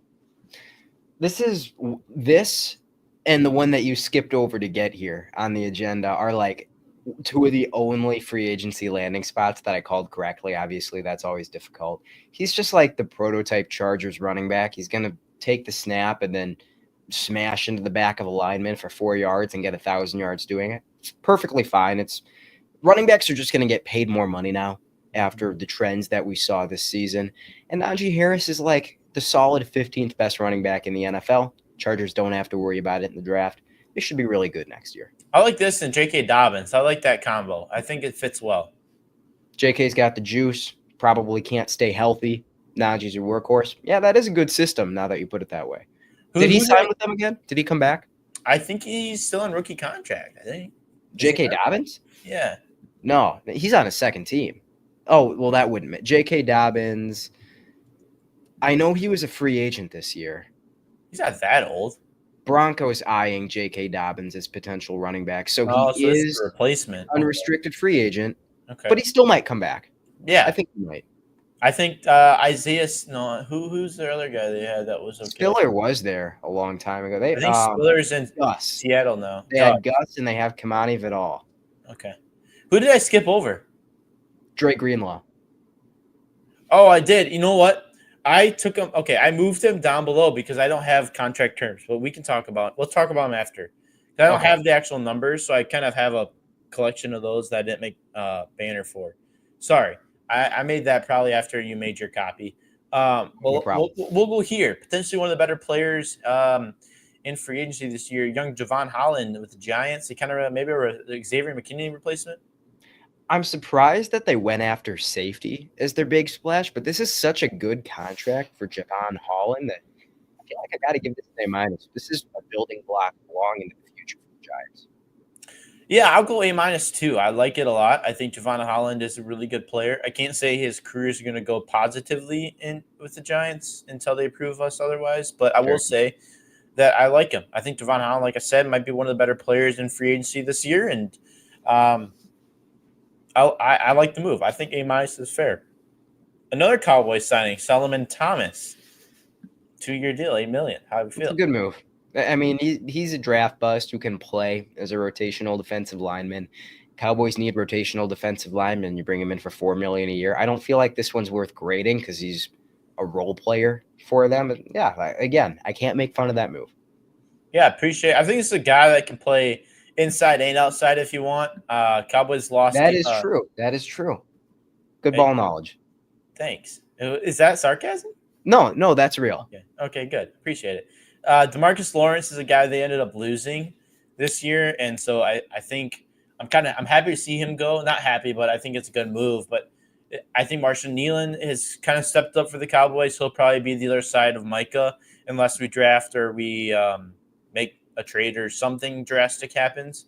But I think Solomon Thomas can play inside. We have Osa. I think Mozzie might be starting to come into his own a little bit. I hope he is. But Osa in the middle. We'll see if we get another guy in the middle. But that rotational guy I think is going to be important. I think he's also a pretty good locker room guy. He's done like charitable work with Dak before. And I think that this is just, he's got connections. I think this is a good home for a guy like him. I'm excited about the move. I think it'll be good. Sam Smith coming back as well, right, for the Cowboys? Who's that? Sam Smith coming back from injury. Who's Sam Smith? Right? He's a edge rusher who was like hurt all last year. Who was like a second-round pick for him, I thought. Sam Williams. Yeah. I hope that guy doesn't ever come back. I'm not a Sam Williams fan. He's a horrible person. He did something bad, I think. Oh, he did? Oh, I didn't hear about that. But he was hurt all year. He can kind of play, I think. I feel like it's been like 2 years since he's been around. He's the kind of guy. Right when I load into a Madden franchise, I trade right away. He's one Get of that those fourth guys. rounder. No, he's usually second or third. To be honest, in Madden, he's got value. He's Young probably got player. star dev. They give everyone star dev. Yeah. Anyways, yeah, we'll see. He's got potential. I think just that rotational kind of guy. I hope it'd be nice to have kind of a player. I love DeMarcus Lawrence, but he's also like we're paying him $20 million a year to play half the season. You know what I mean? So it's difficult. But anyways, Daniel Jones of the Colts. You know, I don't love paying him $14 million to be the backup because he is going to be the backup.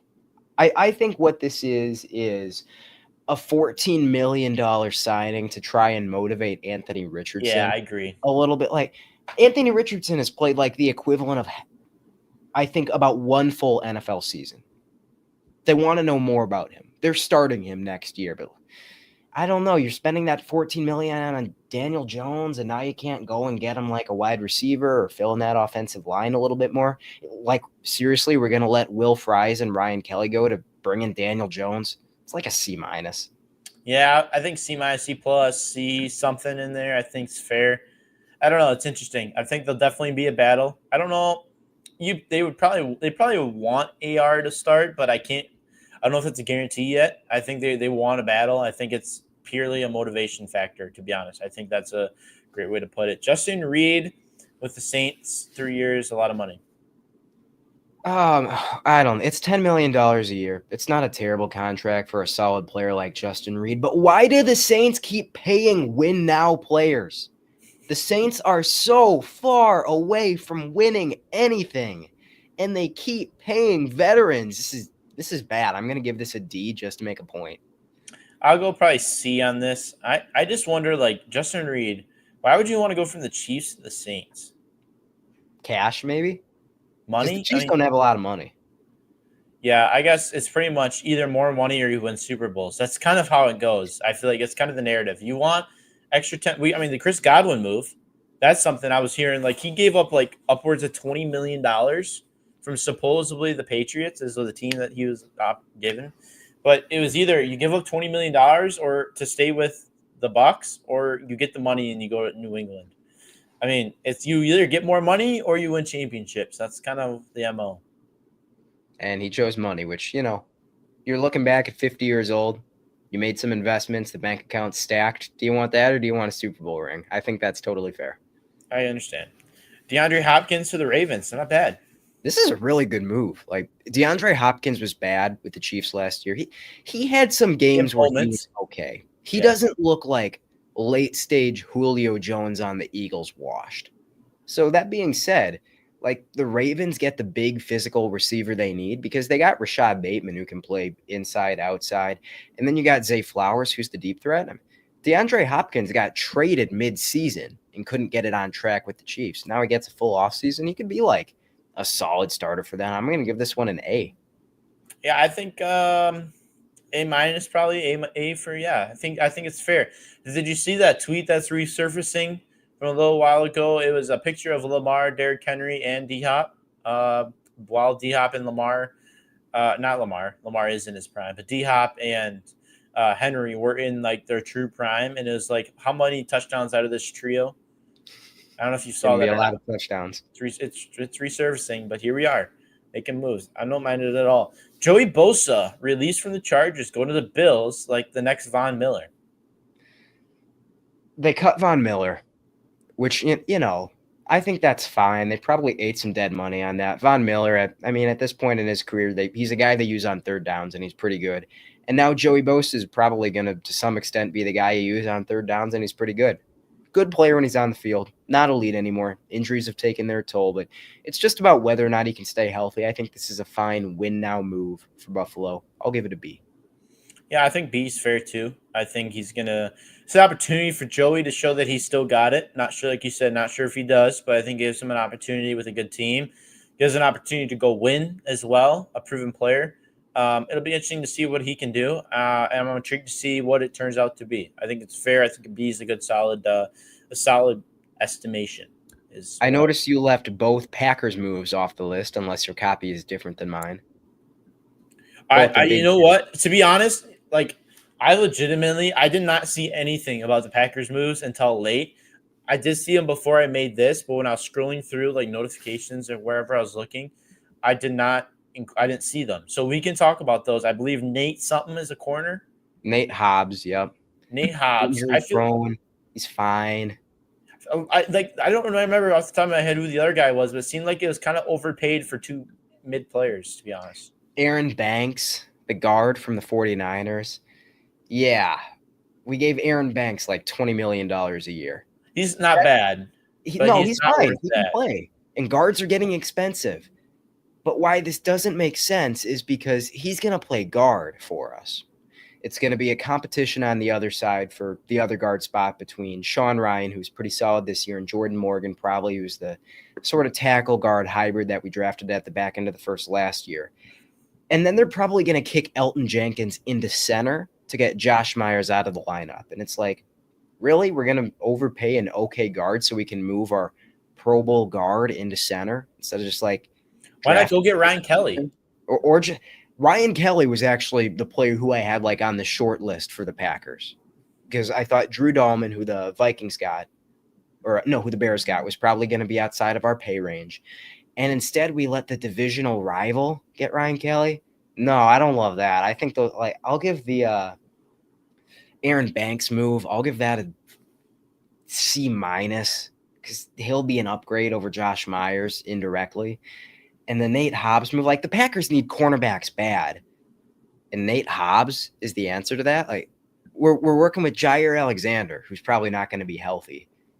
And Eric Stokes, who's probably not going to be healthy and is not good when he's out there.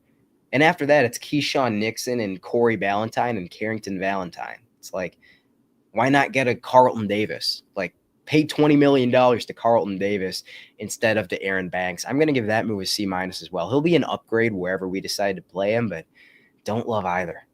I mean, I've heard Jair's probably not even going to be around next year. Probably not. I've heard that there's a chance we get him back, but the guy just can't stay healthy at this stage in his career. We can't count on him at all. Yeah. I don't know. That'd be interesting to see. Kevin Zeitler to the Titans for 1 year, $9 million. I believe this is a move that happened just today. It's a good move. Like, where was Zeitler at last year? He was in Detroit, right? Detroit, and before that, he was with the Giants for a majority of his career. He's played a lot of different places. He's been good wherever he's gone, and he was really, really good with the Lions this year. That's why I'm surprised that he signed for so cheap. Like, Packers, go ahead and get Kevin Zeitler if he's sitting around for $9 million a year instead of Aaron Banks for $20 million a year. Good move for Tennessee, but they're not going to win with him on the roster. This is just maybe an indication they're going to draft a quarterback is what comes to my mind because the offensive line was pretty rough last year. Not terrible, but rough. So I'll give this an A-. It's good value. I think it's just kind of interesting for the Titans to make a move like this. I mean, you're getting a guy for 1 year. Like, I don't know. Instead of getting like a 80 overall kind of guard, maybe for the Titans at this stage of his career, I would for the Titans at this stage of their situation, I would probably maybe just rather take a chance on a second or a third round pick there, to be honest, with how bad they suck. But I think Zeitler, he's a guy I wouldn't mind with the Cowboys. I think he'd be a fine short-term replacement for like a Zach Martin. Losing him this year obviously stinks, but I think the Titans he's going to benefit the Titans. I think he's going to help, but he's not going to be a long-term fix like they're looking for. So I'll give it like a C probably. And he was like a Pro Bowl caliber guard last year. I don't know if he made the Pro Bowl, but he was good in Detroit. Obviously, Detroit, though. Any lineman's going to get better in Detroit. That's fair enough. But, the Titans got Skoronski. I forget the name of their center, but their center is kind of coming into his own. They're building something there. If you draft a quarterback like you do something with this move, I think it's fine. So on that note, hang on.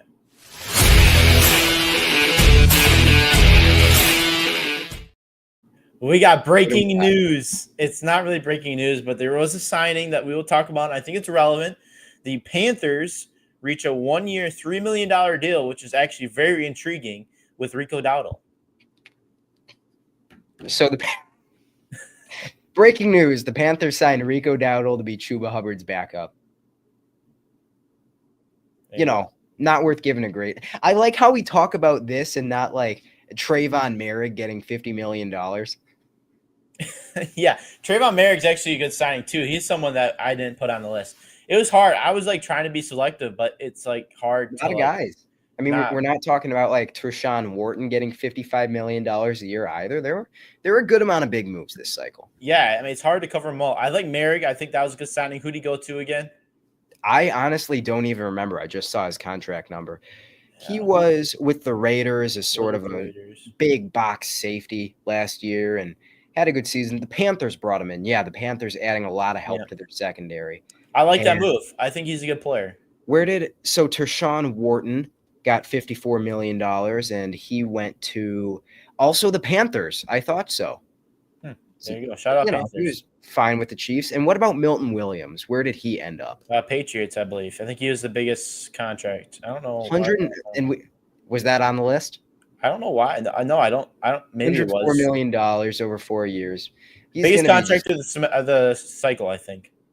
He's going to do a lot of damage beside Christian Barmore, as long as Barmore can stay healthy and on the field. He is a dominant one-on-one pass rush winner. That's a Mike Vrabel hire for sure. Definitely. I think it fits well with that. I think it's culture building for sure. He'll fit well. There's a lot. I mean, it's hard to. For us, we've been talking about this for like an hour now, and it's like it's so hard to highlight every single move. I think we're trying to highlight maybe some of the relevant ones or the worth. In like 45 minutes. Yeah, well, it'll be 3 hours by the time we get. I mean, we only have one more. Darius big play Slay to the Steelers, 1 year, $10 million.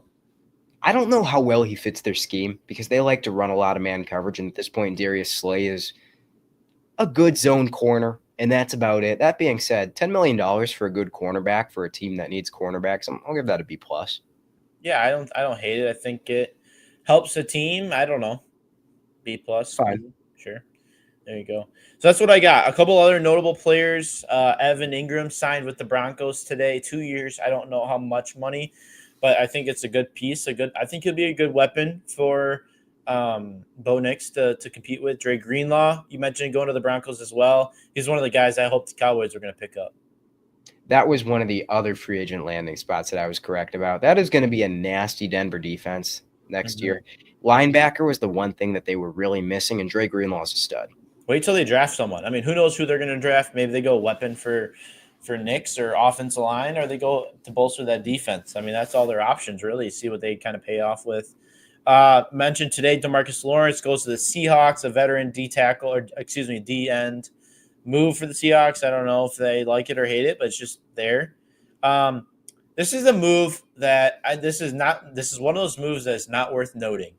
But because it happened with the Cowboys and how excited I am with it, I want to bring it up. Jack Sanborn being signed with the Cowboys. This guy, I think, I like it, one, because he's a Wisconsin guy. But number two, he's one of the guys that I think's had pretty good success in the NFL with the Bears. Not tremendous, but he's a guy that I think can break out. I think he has Zach Bond potential. I really do. How much did they pay him?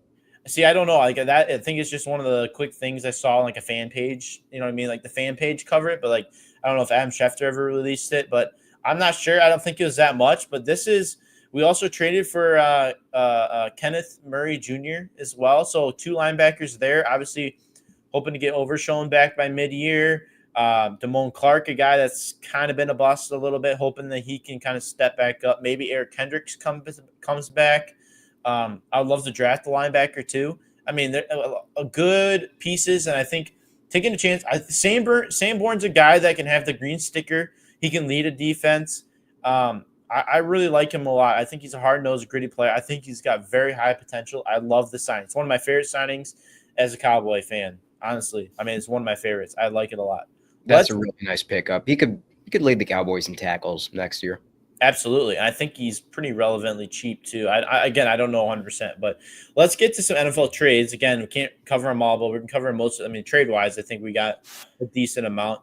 The big one, I think, is DK Metcalf going to the from the Seahawks to the Steelers for a second-round pick, and then they flip-flop 6th and 7th round picks. Bad. Don't like it. You got your second George Pickens. Like, this team self-assessed in the offseason, and they said, what went wrong last year? I know, not enough George Pickens. And they gave him a huge bag, second-round pick. I think this is a bad move for the Steelers. I saw something and it was like kind of eye-opening. It's like the one position the Steelers really typically do a good job at drafting and developing is wide receiver. So let's go spend, I don't even know what was it, $150 million? I think so. Let's go spend just a ridiculous amount of money. Boatload of money on this guy. Yeah, I don't know. I think it's intriguing, but who's your quarterback going to be? Maybe Rodgers. I feel like this is a move that you make banking that Rodgers is coming in, right? I mean, like, you don't make this move for Russell Wilson, really. I mean, right? I mean, maybe you do, but I don't know. I think this is let's really dive into this type thing. I don't know. I think at this point, Aaron Rodgers and Russell Wilson are actually very similar quarterbacks. Not exactly the same. They can both throw the deep ball, but this does feel like we're going to get Aaron Rodgers and try and make a run sort of move. Spoiler alert, I don't think that they're going to make a run. Interesting there. Seahawks trading Geno Smith to the Raiders for a third-round pick. Pete Carroll gets the bridge guy. I mean, third-round picks aren't that valuable, so I think that this is fine.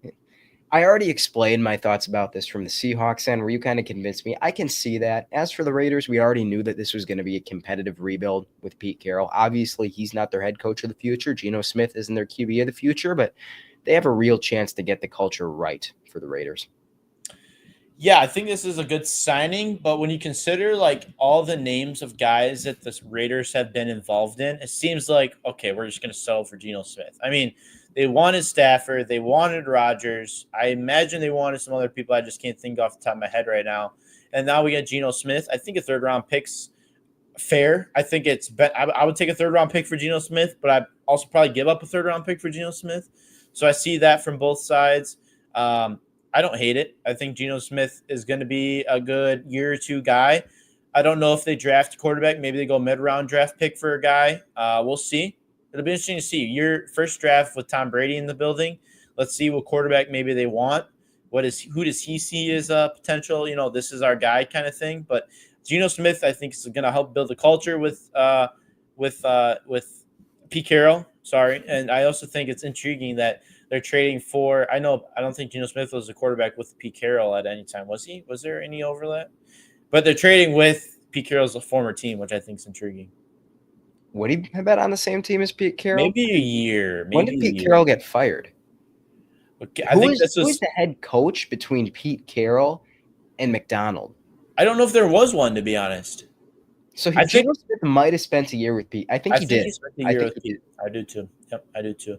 The Texans trade Laramie Tunsil and a fourth-round pick to the Commanders for a 2025 third and seventh and a 2026 second and fourth. I mean, it's a good return for an aging tackle, but do you want C.J. Stroud to die? This is a really bad tackle class. Like, I don't know what they're doing here.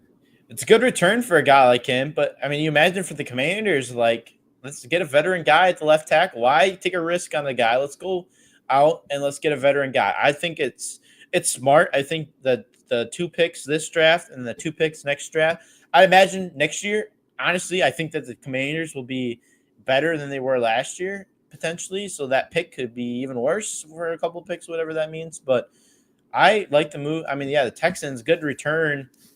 I don't know what your secondary option is, but I like it for the Commanders. Well, and then we're going to get into their next move. Do you want to go to that one?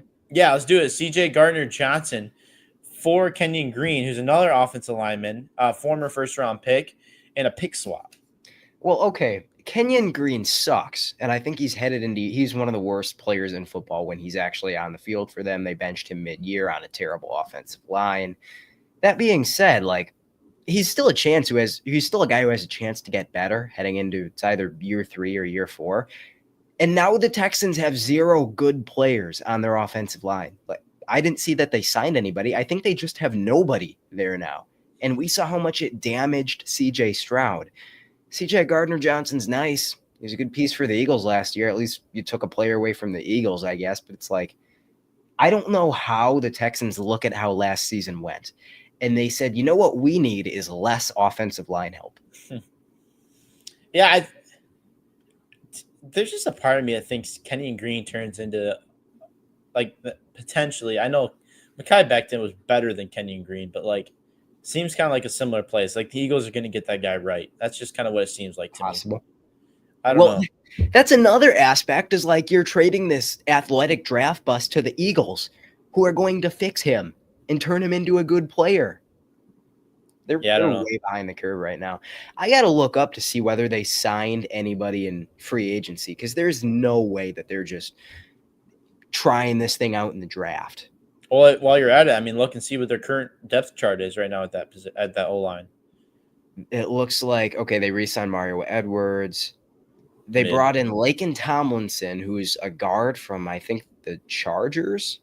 And I think old, right? I mean, he's up there in age. 7 seasons into his career. It looks like the 6th highest pressure rate among left guards in the NFL. So not great. And I'm scrolling down their list of signings. They signed a lot of guys, and that's it. They brought in Laken Tomlinson, was their answer to all of last year's issues. Here you go. Shout out Texans. Shout out Texans. Maybe they flip some of those picks and go get a younger guy or something. I don't know. Or like 5 of them. Yeah, we'll see. Last but not least, Dallas Cowboys trade for Kaiir Elam and a 2025 6th round pick for this year's from the Bills. Kaiir Elam's a former first rounder, isn't he? I think he was late first, really early second. I think he was really early second. Okay. And for a 2025 5th rounder and a 2026 7th rounder. I mean, he's been just horrible for them when he's been on the field. Shades of the Jonathan Mingo trade. And I think that they, like, what did you say? A 5th and a 7th for like, what were the conditions again? What do you get out of it? We're getting Kaiir Elam in a 2025 6th round pick. And we give up a 2025 5th and a 2026 7th. Okay, so they got very marginally worse to get Kaiir Elam. Maybe he turns into something. Maybe the pro scouting department saw something on film that they like from him. Every time I watch Kaiir Elam, I see a player who's scared to play the ball, and so he's 15 yards off at all times. But he's still young, got the draft pedigree. I don't think he'll turn into anything, but you can't, like, clown on it too hard. I mean, I look at it, we basically got Kaiir Elam for 1 round less of a draft pick. Honestly, the 5th and 6th round picks you can probably wash out. The 5th round pick might have been a comp pick. So we got Kaiir Elam for a 7th rounder. I don't hate it. Jonathan Mingo trades a little different. We give him a 4th rounder for Jonathan Mingo. I mean, that's true. It's a little bit more, and I still am optimistic about Mingo. But like when you think about our cornerback room, there's talks about Trayvon Diggs potentially getting traded. Deron Bland, he's locked into a contract. He's a really good player. Kalen Carson is a guy who was a rookie last year. I thought he was one of our better rookie players. I wasn't high on the pick, but he turned out to be okay. Lost Jordan Lewis, our typical slot guy, one of the better slot guys in the league, actually. I think Elam's got a chance to play in the slot. I think Kalen Carson's probably going to be the replacement in the slot. And then you got Deron Bland, Trayvon Diggs on the outside. I think adding this depth is going to be good. I think I wouldn't mind adding a late round pick to that room as well. Seems pretty marginal. I don't mind at all. We'll trade you Eric Stokes for like a 5th rounder if you want. I mean, I would probably do that, to be honest. We can also give you like Carrington Valentine for a 5th if you want. I like the Valentine guy. Is he the guy? The Packers actually wouldn't make that trade. I shouldn't offer that. So we'll offer Stokes, though. Is there 2 Valentine dudes in the secondary? Valentine and Valentine, Carrington and Corey. Okay, I don't know the difference between one of them, but I think one of them I do enjoy watching. They're basically the same. Okay. It's weird. Interesting. Well, there you go, Elson. How about that? We made it through. Any other picks that we missed or contracts we missed? Let me check real quick. I think we pretty much hit everything. We hit some of the big ones that weren't on there, I think. Got most of the offensive line picks that are easy to slip through the cracks out of the way. Yeah, I think we got just about everything. The New York Jets bringing in a former Packer, Josh Myers. Really? Is that right? So I guess the trend doesn't stop. The Packers keep heading out to New York. So he's just gone completely. Yeah, well, Yeah, I don't mind that. We picked him the pick before Creed Humphrey, when Creed Humphrey was widely considered to be the better player and was sliding down the board. Like, Creed Humphrey fell into our lap, and I was like, we need a center. It's Creed Humphrey time. And then they picked Josh Myers, who was okay, mediocre, and then pretty terrible last year. So It's always pretty interesting. Like, I wonder if Creed Humphrey would turn out to be one of the best centers in the league if he was drafted by the Packers. You know what I mean? that is a good point. It's hard to play the what if game. Yeah. I can like make fun of the process because I thought Creed Right. Humphrey was a better prospect at the time, but you never know. Like, landing spot matters a ton in terms of what a guy turns into. Will Patrick Mahomes be the guy he was if he got picked earlier or pick later? You know what I mean? Like, it's always you never know. It's never one guy. There's always a support staff. It's the guys for quarterbacks, it's the guys he throws to. It's the running game, offensive lineman, the defense he's got. It's literally every other position they have is dependent. The coaching staff. I mean, there's so many things that every position you can say the same thing about. Especially with quarterbacks, there's almost no point in speculating what if team A took quarterback B. It doesn't work like that. Yeah, no doubt about it. Well, listen, that's all we got on the list. Next week, we'll probably talk a little bit NFL, but next week is a March Madness special. We're going to be focusing on March Madness because you know why? Ryan Matheson's coming on. Can't wait. How about that? Elsa and I both on spring break. Elsa, you're going to be making the trip back home. Yes, sir, and it's going to be early tomorrow morning. I think I fly out at 6, which means it's a small airport. Don't need to get there the full 2 hours ahead of time. Maybe 4:30-ish in the morning. Tomorrow morning, you fly out? Oh, no, Friday. Okay, I was going to say, because you I said would you be had missing midterms. midterms if I did that. Yeah, instead of okay. missing classes. Okay, so Friday morning, 6 a.m., and then Elson's back in town. Going to be a great time. Waking up at 3. Can't wait. How about that? Elson Gratz, welcome back to the Cheese Town, to Monroe, Wisconsin. How about that? All right, next week, Ryan Matheson's joining the program. We'll probably still talk a little NFL football. Maybe it's a couple more trades, maybe a couple more free agents. Maybe it's a little bit more draft process. But until then, we'll talk some March Madness. We are going to be potentially doing a March Madness bracket challenge, so be ready for that. Ethan Ellensteel, Elson Gratz, episode 69 has come and gone. We'll see you next week.